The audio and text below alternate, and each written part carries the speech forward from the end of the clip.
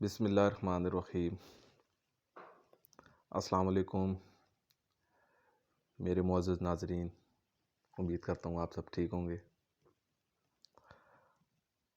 میں آپ سبھی کو اپنے چینل نیور سٹاپ لرننگ پہ خوش آمدید کہتا ہوں۔ دوستو، آج کا ٹاپک انتہائی اہم ٹاپک ہے جس پہ میں بات کرنا چاہتا ہوں، اور وہ ٹاپک ہے ڈپریشن۔ جیسا کہ آپ سب جانتے ہیں کہ ہمارے ملک کے حالات آج کل بڑے نازک اور بڑے پیچیدہ ہو چکے ہیں۔ اس میں ہر بندہ امیر ہو یا غریب ہو، سبھی پریشان ہیں، مالی لحاظ سے بھی، روحانی لحاظ سے بھی اور جسمانی لحاظ سے بھی۔ تو اس میں اب ہم نے یہ سوچنا ہے کہ اس سچویشن میں رہتے ہوئے ہم نے ڈپریشن سے کیسے بچنا ہے، کیونکہ یہ حالات ایسے ہیں کہ انسان کو دن بدن جو ہیں وہ ڈپریشن کی طرف، پریشانی کی طرف، ذہنی الجھن کی طرف لے کر جا رہے ہیں۔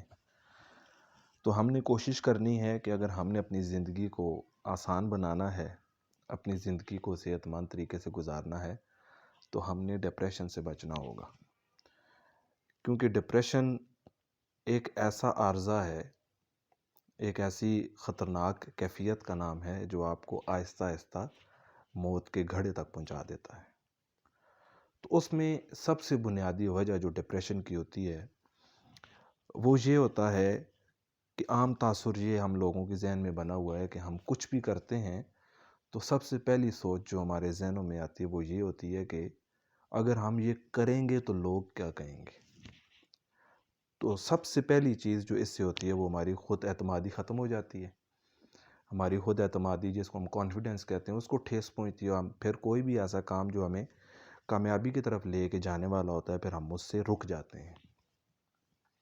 اور پھر ہم آہستہ آہستہ یہ سوچنے لگتے ہیں کہ لوگ کیا کہیں گے، ہمارے رشتہ دار کیا کہیں گے، کزنز کیا کہیں گے، دوست کیا کہیں گے۔ تو پھر ہم اس شرم میں بہت پیچھے رہ جاتے ہیں، پھر آہستہ آہستہ ہم پھر ڈپریشن کا شکار ہونے لگ جاتے ہیں، کیونکہ ہم ایک چیز کرنا چاہ رہے ہوتے ہیں، لیکن یہ جب سوچ ہمارے دماغ میں آتی ہے تو پھر ہم اس چیز کو چھوڑ دیتے ہیں، اور پھر آہستہ آہستہ وہ چیز کرنے چاہنے کے باوجود بھی ہم اس سے باز آ جاتے ہیں اور کرتے نہیں ہیں۔ تو آہستہ آہستہ پھر ہمارا دماغ جو ہے وہ مختلف سوچوں کے اندر پھنس کے رہ جاتا ہے، الجھن کا شکار ہوتا ہے، پھر آہستہ آہستہ ڈپریشن میں ہم جاتے ہیں۔ اور دوسری وجہ یہ ہے کہ ہم اپنے ارد گرد جس معاشرے میں رہتے ہیں وہاں پہ ظاہر ہے ہر انسان کا اپنا اپنا سٹیٹس ہے۔ کچھ لوگ فائنینشلی کافی اپ ہیں، ہائی ہیں، اور کچھ لوگ جو ہیں وہ فائنینشلی تھوڑے ویک ہوتے ہیں۔ تو اس طرح کی سوسائٹی میں جو انڈیویجول ڈفرینسز ہوتے ہیں، لوگوں کے درمیان جو مالی اختلافات ہوتے ہیں، تو اس سے بھی انسان ڈپریشن میں اس لیے چلا جاتا ہے کہ اگر ایک انسان کے پاس بہت اچھا گھر ہے، اس کے پاس گاڑی ہے، کھانا پینا اچھا ہے، تو اسی سوسائٹی میں رہنے والا دوسرا فرد جس کے پاس یہ ساری سہولیات میسر نہیں ہیں، تو وہ یہ چیز سوچتا ہے کہ یار یہ پڑوسی، ہمارا یہ محلے دار یا ہمارا یہ گاؤں والا، اس کے پاس سب کچھ ہے، اس کے بچے جو ہیں وہ اچھے تعلیمی اداروں میں جو ہیں وہ پڑھ رہے ہیں، ان کا علاج اچھا ہو رہا ہے، تو ہر طرح سے ان کو آسائشیں جو ہے وہ میسر ہیں، لیکن ہمارے بچے بہت پیچھے ہیں۔ تو وہ پھر اس طرح کی سوچ میں بھی جب بندہ جاتا ہے تو وہ بھی پھر ڈپریشن کا شکار ہو جاتا ہے۔ تو ڈپریشن سے بچنے کا سب سے بہترین طریقہ جو ہمارے دین اسلام میں بھی ہے وہ کیا ہے؟ اللہ پہ توکل کرنا، کیونکہ رزق اللہ پاک کے ہاتھ میں ہے۔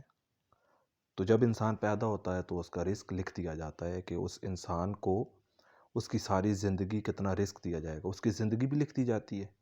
کہ اس نے کتنی سانسیں لینی ہیں، کتنے سال اس نے اس دنیا پہ گزارنے ہیں، اور پھر کس وقت اس نے اپنے رب کی طرف لوٹ جانا ہے۔